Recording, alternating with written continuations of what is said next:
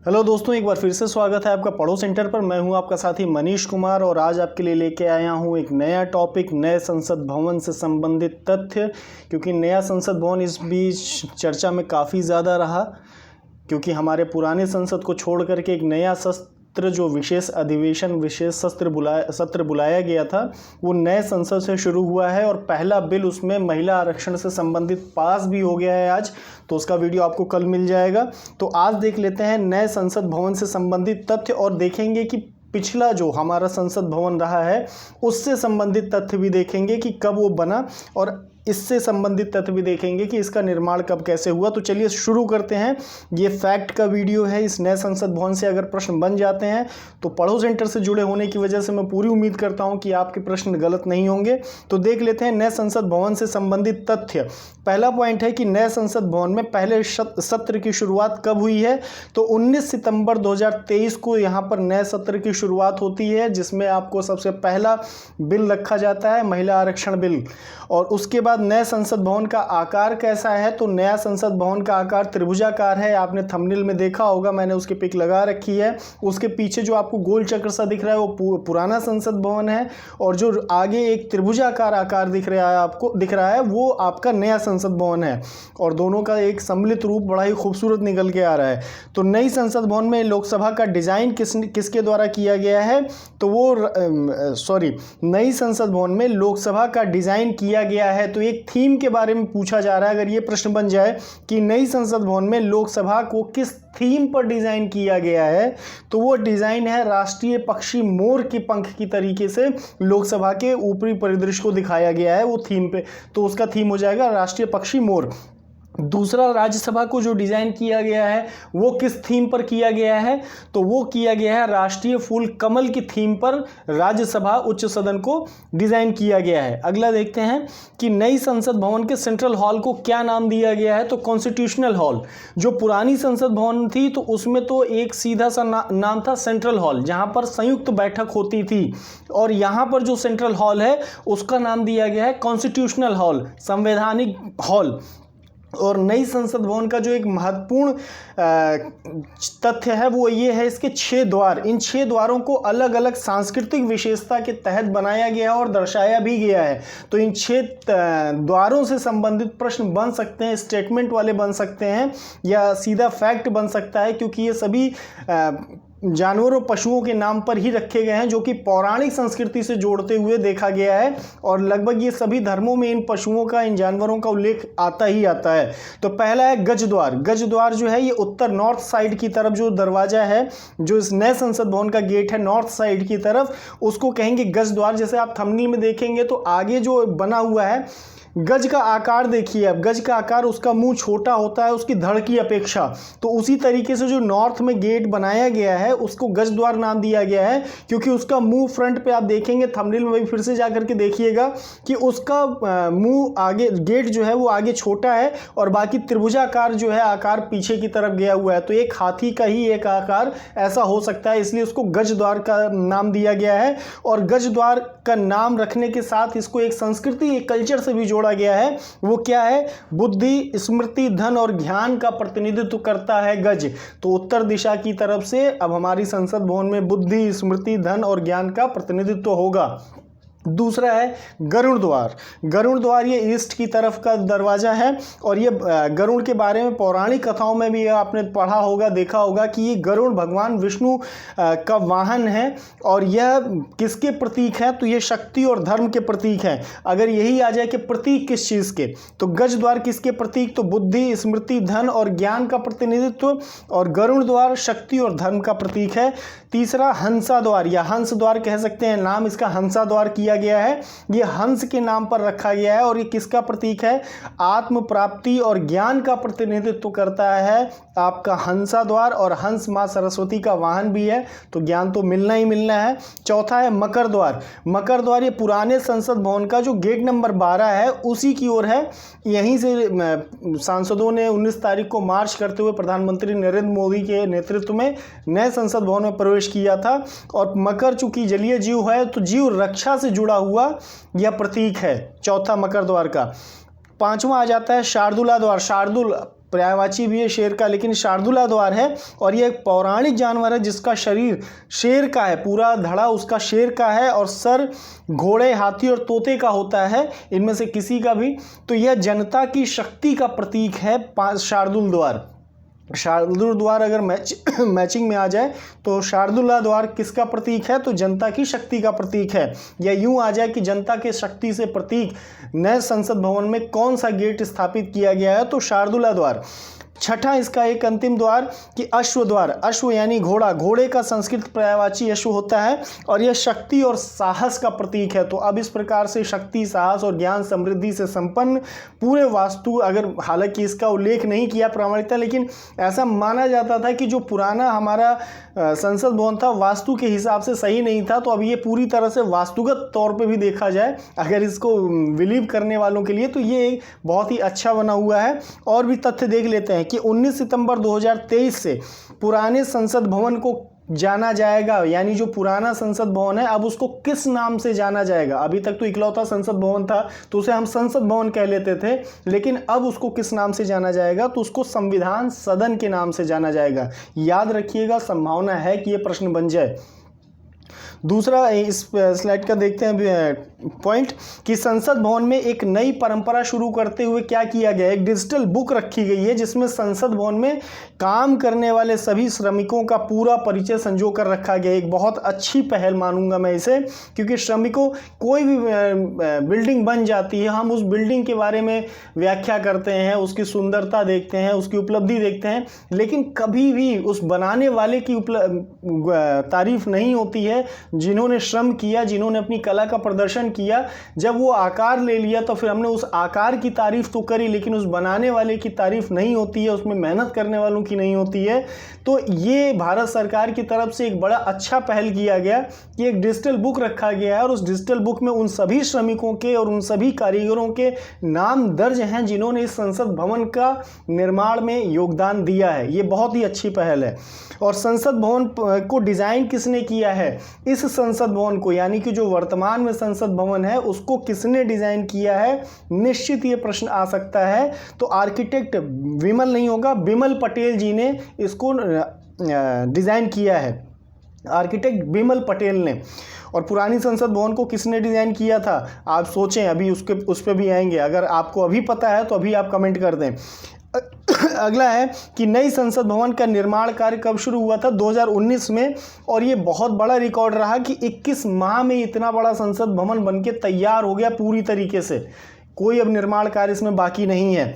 तो 2019 में शुरू हुआ और कितने समय में बनकर तैयार हुआ? तो 21 माह में। एक महत्वपूर्ण फैक्ट हो सकता है। अगला देख लेते हैं कि नए संसद भवन में लोकसभा की बैठक क्षमता कितनी है? लोकसभा की बैठक क्षमता, तो लोकसभा की बैठक क्षमता हो जाएगी 888 सदस्य, 888 सदस्य, तथा राज्यसभा की बैठक क्षमता कितनी हो जाएगी? 384 सदस्य। क्यों जरूरत पड़ी? जरूरत इसलिए पड़ी क्योंकि आबादी के हिसाब से, और अब इसके आबादी के हिसाब से परिसीमन होगा तो सदस्यों के बढ़ने की संभावना है, क्योंकि अभी तक तो बहुत पहले हो जाना चाहिए था, लेकिन उसको रोका जाता रहा कि नहीं, अभी जनगणना हमारी, अभी सदस्यता नहीं बढ़ाई जाएगी, पुरानी जनगणना को ही आधार मानते हुए। लेकिन अब इसको बहुत ज़्यादा आगे तक नहीं टाला जा सकता, क्योंकि आबादी बढ़ती जा रही है और प्रतिनिधित्व, जो हम प्रतिनिधि चुन के भेजते हैं, तो उन प्रतिनिधियों के ऊपर आबादी का एक बड़ी संख्या होने की वजह से अब इस परिसीमन को टाला नहीं जा सकता है। और अब एक सदस्यों की और सदस्यता बढ़ाने की चीज़ों को बहुत ज़्यादा दिन तक हम होल्ड पे नहीं रख सकते हैं। तो सदस्य बढ़ेंगे तो उनकी बैठने की व्यवस्था भी करनी पड़ेगी, जिसकी क्षमता पुराने संसद भवन में नहीं थी।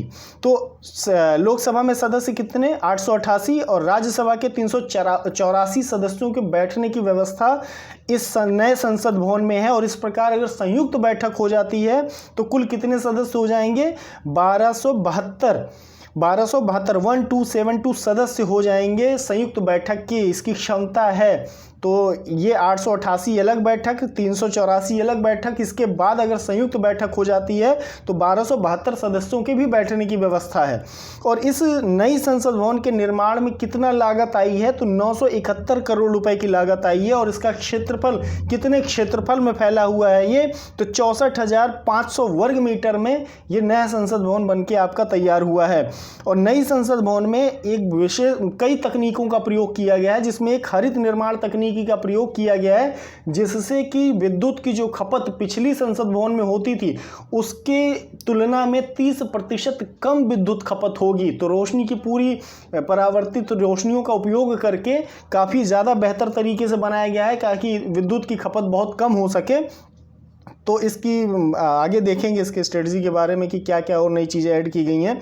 और पूरी तरह से टेक्नोलॉजी, क्योंकि पहले इसको पेपरलेस बनाया गया है। पेपरलेस बनाने के लिए हर सांसद के टेबल पे एक टैब को अटैच किया गया है, जिस पे वो अपनी सारी चीज़ें, उनको जो भी दिया जाएगा पेपर में नहीं दिया जाएगा, बल्कि उस टैब पे उनको पूरी डिटेल रहेगी।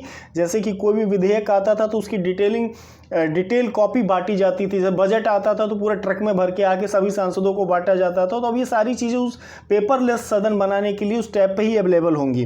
पूर्णतः भूकंप रोधी भवन है, क्योंकि जो पिछला था बना हमारा संसद भवन, तो उस समय कैटेगरी अलग थी, लेकिन अब की कैटेगरी अलग हो चुकी है। और संसद भवन, पिछला संसद भवन एक तरीके से देखा जाए तो भूकंप श्रेणी में आता था, और डेंजर जोन में होने की वजह से इसको भूकंप रोधी बनाया गया है इस नए संसद भवन को। और देश से विभिन्न सामग्रियों का प्रयोग किया गया है इस नए संसद भवन में, जिनमें से महत्वपूर्ण कुछ चीज़ों को मैं आपको यहाँ पे बता देता हूँ कि जैसलमेर जिले का जो एक लाखा गांव है, लाखा गांव का ग्रेनाइट ला करके लगाया गया, ग्रेनाइट पत्थर उससे निर्माण हुआ है।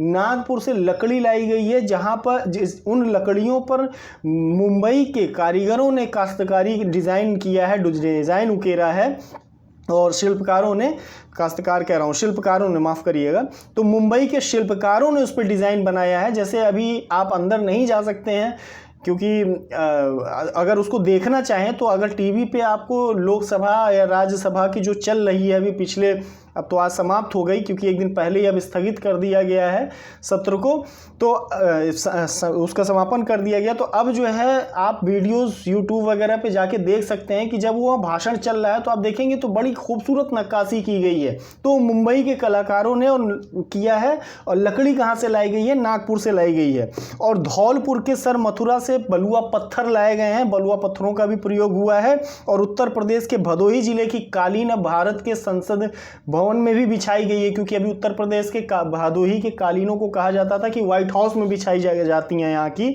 इसलिए इसको जीआई टैग भी मिला और काफ़ी मशहूर भी रहा। तो अब ये भारत के भी संसद भवन में बिछाई गई है, उत्तर प्रदेश के भदोही के कालीन। अब अगला आ जाते हैं कि जब नए संसद भवन की इतनी बात हो गई तो पुराने संसद भवन से भी जो, क्योंकि वो इतिहास हुआ है तो उससे जुड़े हुए तथ्यों को भी जानना बहुत ज़रूरी है।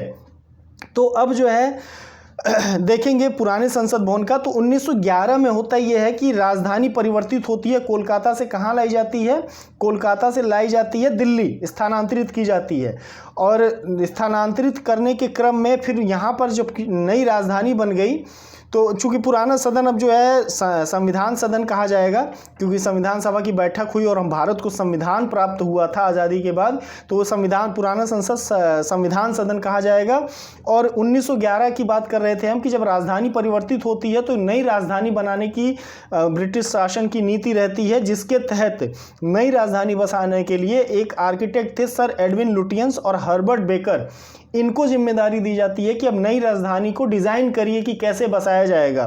तो दिल्ली में अभी भी सर लुटियंस जोन है, लुटियन लेन है, तो वो इन्हीं के नाम पे है, सर एडविन लुटियंस के नाम पे, और हर्बर्ट बेकर, इन लोगों ने दिल्ली बसाने की जिम्मेदारी इनको दी गई, दिल्ली को डिज़ाइन करने की। और इन्हीं दोनों ने काउंसिल हाउस, जो पुरानी संसद भवन है उसको जब अंग्रेजों ने बनाया था तो काउंसिल हाउस के नाम से बनाया था वायसराय के लिए, और वही बाद में पुराने उसको आज़ादी के बाद संसद भवन कहा जाने लगा। तो एडविन लुटियंस और हर्बर्ट बेकर ने पुराने संसद भवन को डिज़ाइन किया था। और पुराने संसद भवन के निर्माण का कार्य कब शुरू हुआ था? तो 1921 में शुरू हुआ था, और 6 वर्ष बाद या 1927 में बन के तैयार हुआ। तो 6 वर्ष का समय लगा था, और यहाँ 19 में 21 माह के बाद जी नया संसद हमने बना के रख दिया। तो उस समय टेक्नोलॉजी इतनी नहीं थी आज की टेक्नोलॉजी की अपेक्षा। तो ऐसा माना जाता है कि पुराने संसद भवन का डिज़ाइन, मुरैना जिले में एक मंदिर है 64 योगिनी मंदिर। यहाँ पर एक फैक्ट और ये भी देख लीजिएगा कि 64 योगिनी मंदिर कहाँ है? तो मध्य प्रदेश के मुरैना जिले में है। तो उस मंदिर का जो आकार है गोलाकार है और वो पिलर्स में बने हुए हैं, तो उसी तरीके से संसद भवन का भी आकार दिखता है। लेकिन इसकी कोई प्रामाणिक लिखित ब्यौरा नहीं है कि पुराने संसद भवन का निर्माण जो उसका आकार था, जो डिज़ाइन था, वो एडविन लुटियंस या हर्बर्ट बेकर ने 64 योगिनी मंदिर के आधार पर मंदिर को देख करके बनाया था। तो इसका कोई लिखित प्रमाण नहीं है, लेकिन ऐसा माना जाता है क्योंकि आप भी अगर कभी जाएंगे मुरैना में 64 योगिनी मंदिर में देखेंगे तो पुराने संसद भवन का ही एक संरचना मानी जाती है कि ये छोटा आकार है और वहाँ पे बड़ा आकार है। पुराने संसद भवन के निर्माण में कितना पैसा खर्चा हुआ था, तो 43 लाख रुपए खर्च हुए थे और इसका निर्माण प्योर बलुआ पत्थर से ही किया गया था, सिर्फ बलुआ पत्थर से। और वर्तमान संसद भवन के निर्माण में कितना लागत आया, 971 करोड़ रुपए। और पुराने संसद भवन में बैठक क्षमता कितनी थी, 802 सदस्य। जो संयुक्त सदस्यों की बैठक क्षमता थी वो 802 सदस्यों की थी। यहाँ पर एक लाइन को थोड़ा सा समझिएगा कि 802 तो थी संयुक्त बैठक की, फिर 552 लोकसभा के और राज्यसभा के 250 सदस्यों की बैठने की क्षमता थी। तो ये थे आपके आज के वीडियो के महत्वपूर्ण तथ्य, जिनसे अगर प्रश्न बनता है तो उम्मीद करता हूँ कि आपके प्रश्न गलत नहीं होंगे, क्योंकि अब पुराना संसद भवन हमारा इतिहास है, हमारी धरोहर है, तो उससे भी संबंधित प्रश्न बन सकते हैं कि कब बना, कितने वर्ष में बना, किसने उसको डिज़ाइन किया। और उसी तरीके से नए संसद भवन की भी पूछा जा सकता है कि कितनी बैठक क्षमता है, कितनी सदस्यों के बैठने की क्षमता है, किसने उसको डिज़ाइन किया, कितनी लागत आई। तो ऐसा नहीं है कि अनायास ये वीडियो है, आपके लिए बन सकते हैं प्रश्न इससे। तो उम्मीद करता हूँ ये वीडियो आपको पसंद आया होगा और इस चैनल को प्लीज़ ज़्यादा से ज़्यादा सब्सक्राइब करें, लाइक करें, शेयर करें और अपने सुझाव, व्हाट्सएप लिंक भी दिया हुआ है, टेलीग्राम लिंक भी दिया हुआ है, जीमेल लिंक भी दिया हुआ है और कमेंट सेक्शन में भी आप दे सकते हैं अपने सुझाव। आपके सुझावों पर पूरा विचार किया जाएगा। तो आप ज़रूर बताएं कि कैसा लगा ये वीडियो। जय हिंद, जय भारत।